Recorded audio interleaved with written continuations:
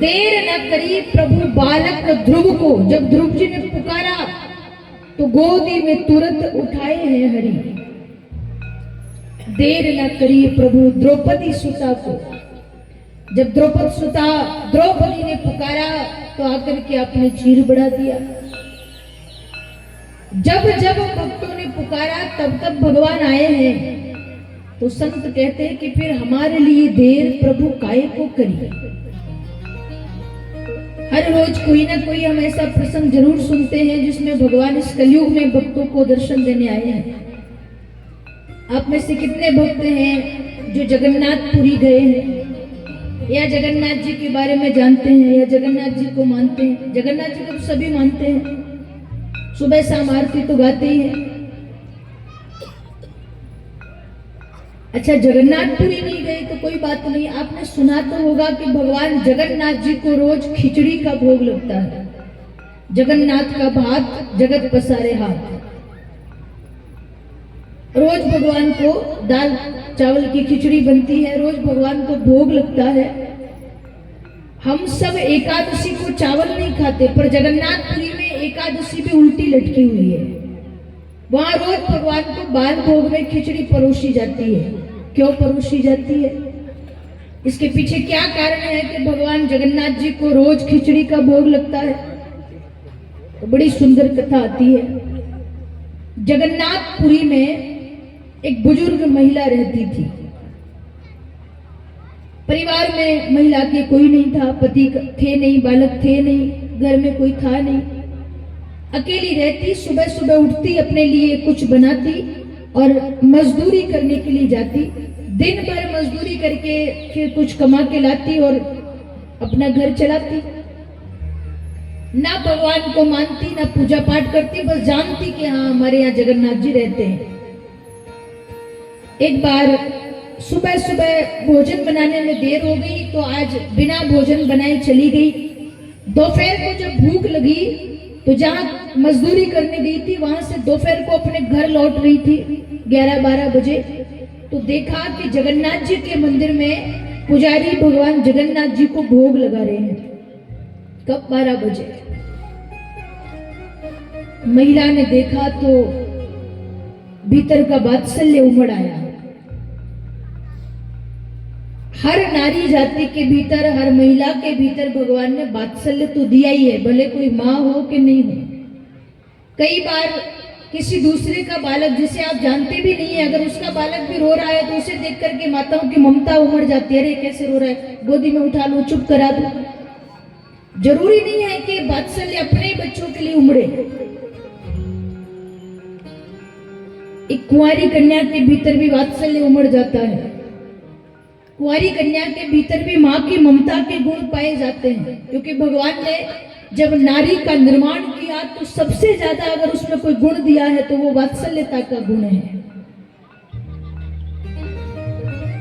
लोग कहते बड़ी चालाक औरत है, पर भाई मैं कहती हूँ भले कोई कितनी तेज होगी, पर अगर कोई प्रेम से 2 शब्द कहे तो तुरंत पिघल जाने वाला स्वभाव नारी जाति का होता है। बुजुर्ग महिला ने जब देखा, अरे राम राम, दोपहर के 12 बजे भगवान को भोग लगा रहे, इसका मतलब है कि सुबह से अभी तक कुछ नहीं खिलाया।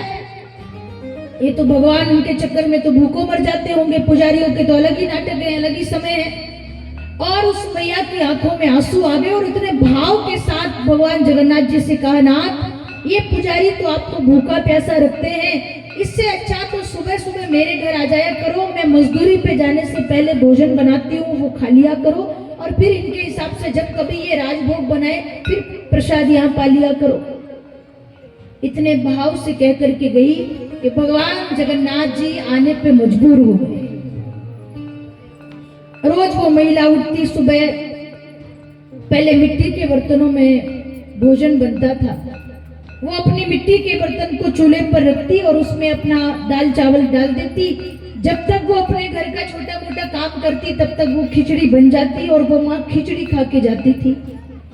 आज सुबह सुबह उठ करके खिचड़ी बनाई और जैसे ही खिचड़ी बन करके तैयार हुई, क्या देखा, एक 7-8 साल का बालक दौड़ता हुआ आया और कहा, माँ बड़ी भूख लग रही है, तेरे घर में से कुछ बनने की सुगंध आ रही है, क्या कुछ खाने के लिए मिलेगा? तो बूढ़ी महिला ने कहा, हाँ मैंने खिचड़ी बनाई है, ला तू भी खा ले। उस बालक को खिचड़ी परोस दी। वो नहीं जानती कि वो बालक कौन है। रोज वो माँ खिचड़ी बनाती है, रोज 7-8 बजे वो बालक आता है, खिचड़ी पाता है, चला जाता है। एक दिन मोहल्ले में कोई पंडित जी आए। पंडित जी ने कह दिया कथा में, बोले रसोई घर में बिना नहाए धोए नहीं जाना चाहिए, सारे बर्तन मांज के चूल्हा चौका करके फिर भोजन बनाना चाहिए। बूढ़ी महिला है, धीरे धीरे काम बनता है।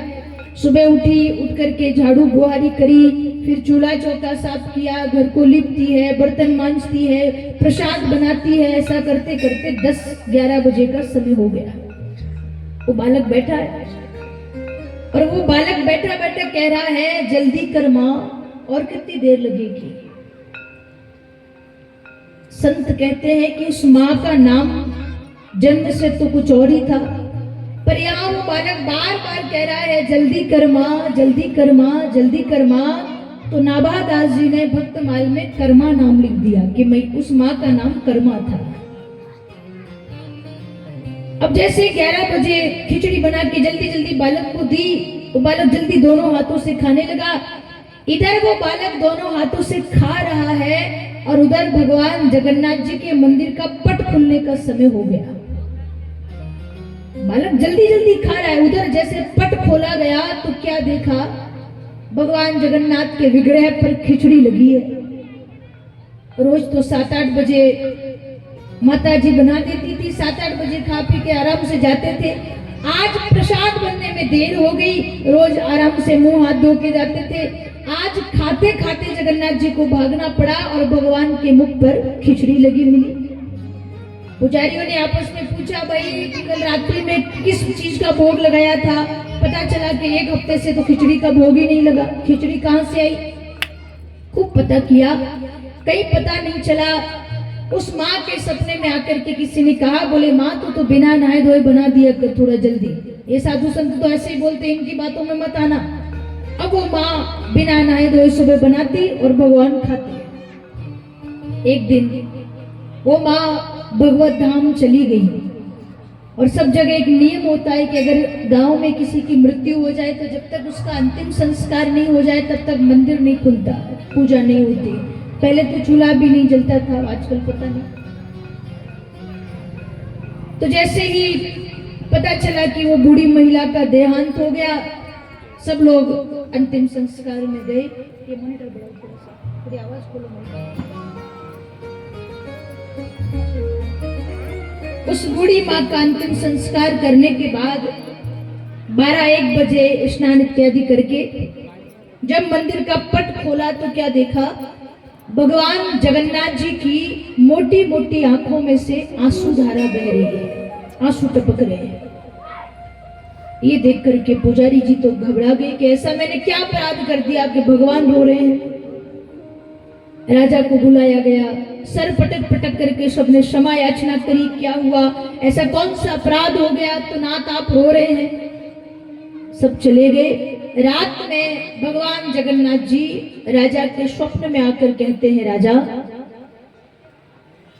तुम पूछ रहे थे ना कि मैं क्यों रो रहा था, तो एक बूढ़ी माँ थी जो रोज मुझे खिचड़ी का भोग लगाती थी, आज वो तो मेरे धाम आ गई है, क्योंकि समय अवधि अनुसार सबको आना पड़ता है।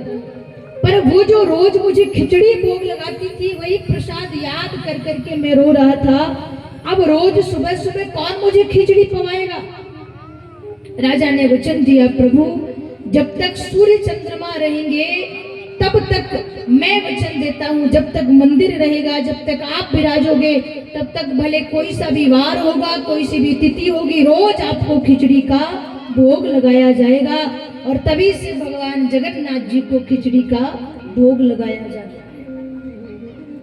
एक बूढ़ी माँ के भाव पर भगवान रीझ जाते हैं, न जाने कौन से गुण पर दया निधि रीझ जाते हैं। जब जब भक्त पुकारते हैं तब तब भगवान आते हैं। कल हमने भगवान कृष्ण और रुक्मिणी जी के विवाह तक कथा को श्रवण किया। कृष्ण रुक्मणी जी के विवाह की कथा का भावार्थ क्या है?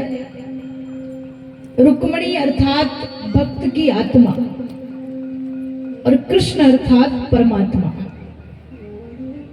आत्मा से परमात्मा का मिलन होना ही रुक्मणी मंगल है। हमें लगता है कि आत्मा तो मरने के बाद ही परमात्मा से मिलेगी भाई, तो संत कहते हैं कि आत्मा मरने के बाद परमात्मा से मिले ये तो हमारे कर्मों पे आधारित है, पर जीते जी अगर ध्यान किया जाए, जब तक किया जाए, तो जीते जी आत्मा परमात्मा से मिल जाती है। आत्मा से परमात्मा का मिलने का संकेत क्या है? कल होने वाली घटना का अभी से आभास होने लगे तो समझ जाना कि आत्मा में बैठा परमात्मा जागृत हो गया है। 1 महीने बाद होने वाली घटना, जैसे कई महापुरुष होते हैं पहले से कह देते भाई 1 महीने बाद ऐसा होगा, सतर्क हो जाना। वो महात्मा नहीं बोल रहा होता है, वो महात्मा की आत्मा में बैठा परमात्मा बोल रहा होता है। जो भविष्यवाणी करते हैं वो कोई साधारण व्यक्ति नहीं बोल रहा होता है, वो आत्मा बोल रही होती है जो परमात्मा से मिली हुई है। जैसे कई बार कथाओं में होता है कि कथा सुनने से मुक्ति हो जाती है, मोक्ष हो जाता है। मुक्ति क्या है? एक बार एक जगह कथा चल रही थी तो 10-12 कथा सुनने वाले श्रोता सामने आकर के बैठ गए और बड़े ध्यान से कथा सुने। 1 दिन, 2 दिन, 3 दिन, 4 दिन, 5वें दिन न जाने कहां चले गए और 6ठे दिन वापस आ गए। तो उनसे पूछा कि भैया कल कहाँ गए थे, कल कथा में नहीं आए? तो उन्होंने कहा कि हमें कथा से बहुत प्रेम है, जहां भी कहीं कथा होती है हम जरूर जाते हैं, पर 7 दिन की कथा पूरी नहीं सुनते, 1 दिन बीच में छुट्टी लेनी पड़ती है। अगर पहले दिन आ जाते हैं तो आखिरी के दिन नहीं आते, बीच में 1 आध दिन छोड़ना पड़ता है। क्यों छोड़ना पड़ता है, क्या कारण है? उन लोगों ने कहा, बोले एक बार हमने कथा में सुना था कि राजा परीक्षित जी ने 7 दिन तक ध्यान से कथा सुनी तो 7वें दिन उनका मोक्ष हो गया। अभी हमारे बाल बच्चे छोटे हैं, कहीं हमारा मोक्ष ना हो जाए या डर के मारे 1 दिन छुट्टी ले लेते हैं। मोक्ष का अर्थ मृत्यु नहीं है, जीते जी मृत्यु का डर समाप्त हो जाना ही मोक्ष है। कई बार कई सारे लोग कहते, बोले इतनी कथा सुन ली, इतना भजन कर लिया, हवन करवा दिया, कथा करवा दी, पूजन कर दिया, पर हमारा मन जैसा था वैसे ही है। एक बड़ी सुंदर कहानी, एक बार एक गांव में एक बहुत गहरा कुआं था और सारे गांव वालों के जल पीने का जो साधन था वो कुआं ही था, उसी में से सब जल पीते थे। गर्मियों का समय था, एक कुत्ता प्यास के मारे दौड़ता भागता आया और आकर के उस कुएं में गिर गया। जैसे ही कुत्ता कुएं में गिरा, गिर करके मर गया। अब कुआं बहुत गहरा था तो वो दिखा नहीं, धीरे धीरे वो सड़ने लगा, पानी खराब होने लगा। गांव वालों को पता चला, अरे इसमें कुछ गिर के मर गया है, पता चला इसमें तो कुत्ता मर गया है, अब पानी खराब हो गया, इसमें दुर्गंध आ रही है, बदबू आ रही है, क्या करें? उस गांव के कुछ बच्चे पढ़ने के लिए बाहर गए थे। उन्होंने कहा, बोले हमने किसी किताब में पढ़ा था कि अगर पानी थोड़ा बहुत खराब हो जाए तो उसे ठीक करने के लिए उसमें गुलाब जल मिला देना चाहिए, थोड़ी बहुत बदबू हो तो ठीक हो जाती है। अब इतना बड़ा कुआं है तो खूब सारा गुलाब जल ला के डाल दिया, फिर भी पानी सही नहीं हुआ। किसी ने कहा, बोले हमने किसी किताब में पढ़ा था कि अगर बदबू ज्यादा आए तो इत्र डाल देना चाहिए, तो 2-4 लीटर इत्र डाल दिया तो भी उसकी बदबू गई नहीं। किसी ने कहा, बोले हमारे बड़े बुजुर्ग कहते थे अगर पानी अशुद्ध हो जाए तो उसमें गंगा जल डाल देना चाहिए, तो कोई हरिद्वार गए, वहां से 30-40 लीटर गंगा जल लाए, वो ला के डाल दिया तो भी पानी जैसा का तैसा। किसी ने कहा, बोले हवन करवा देना चाहिए, हवन करवा दिया, कन्या भोज करवा दिया, सत्यनारायण भगवान की कथा करवा दी, सारे जतन कर लिए पर पानी जैसा का वैसा। गांव के बुजुर्गों ने कहा, भैया भागवत जी और करवा के देख लो। पास के गांव में भागवत जी चल रही थी तो गांव वाले गए, बोले पंडित जी कल से हमारे यहाँ भागवत कथा करनी है। पंडित जी ने कहा कि अभी तो समय नहीं है, 2-3 महीने बाद कर देंगे।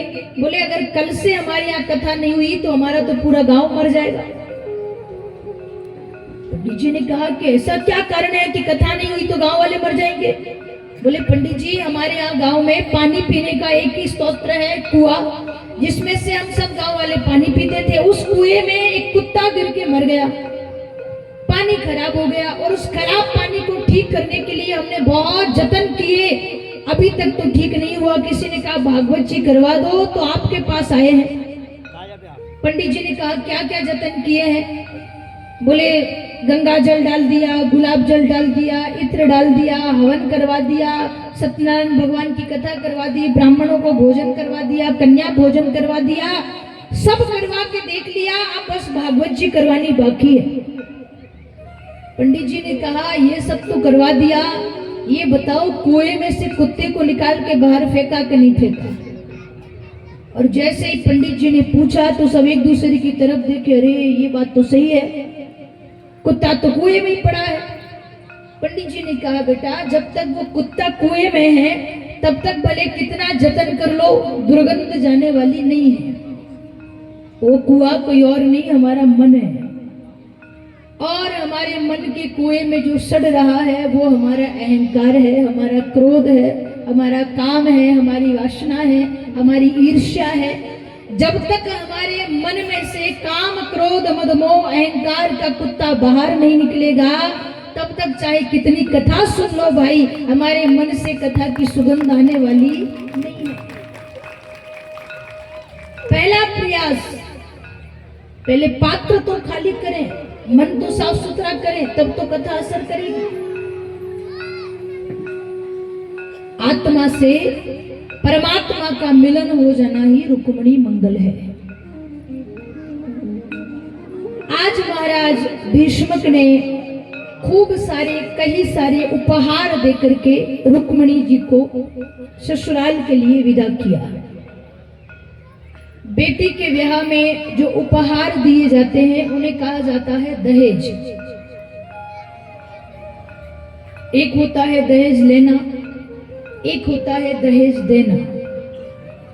अगर कोई पिता धनवान है, सामर्थ्यवान है, अपनी इच्छा से अगर अपनी बेटी को उपहार देना चाहे तो इसमें कुछ गलत नहीं है, देना चाहिए।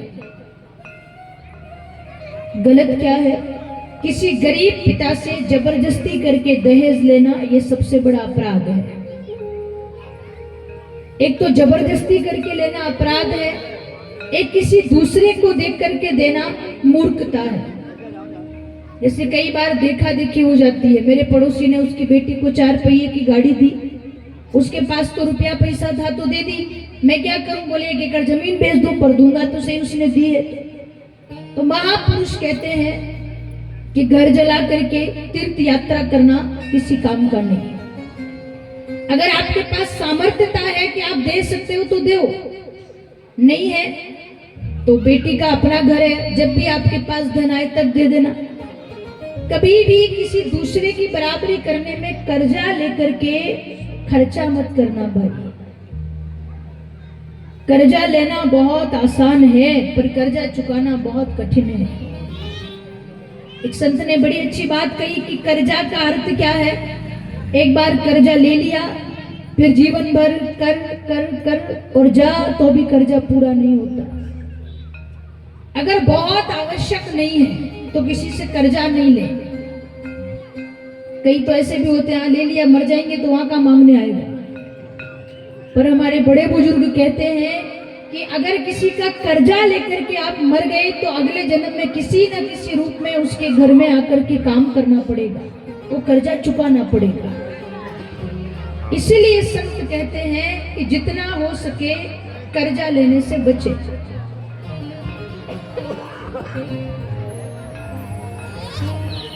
बराबरी देखा देखी करके किसी को ना दे।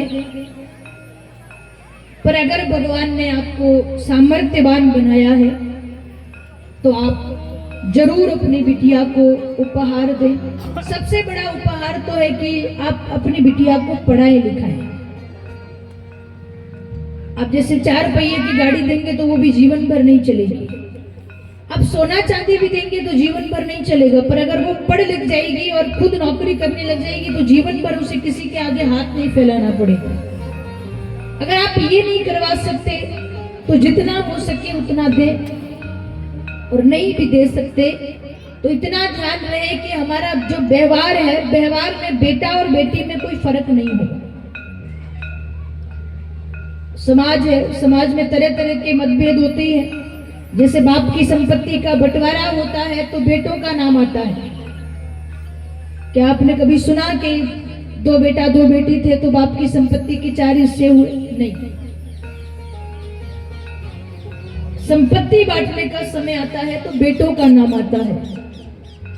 बेटी का धन, बेटी की संपत्ति क्या है?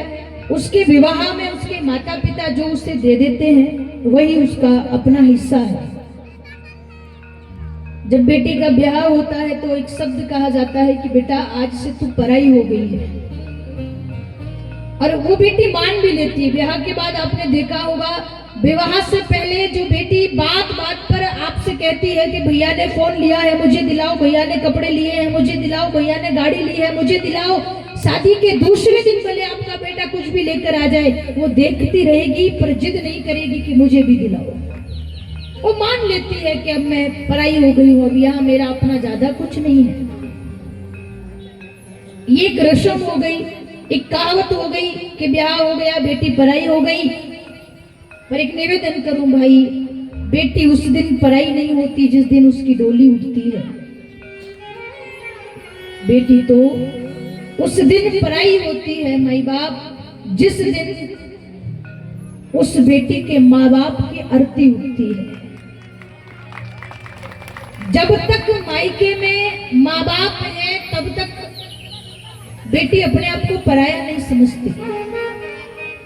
अगर कोई नहीं भी बुलाए तो भी किसी ना किसी बहाने से बार बार माता पिता से मिलने आ जाती है, और आने के बाद उसके भाई के घर में कितने वीआईपी कमरे हैं, कितनी व्यवस्था है वो नहीं देखती। वो अपना झोला उठाती है और वही जाती है जहां उसके माँ बाप का कमरा हो, जहां उसके माँ बाप का पलंग बिछा हो। बेटी कब पराई होती है? जब उसके माँ बाप दुनिया से चले जाते हैं। माँ बाप की उपस्थिति में बिना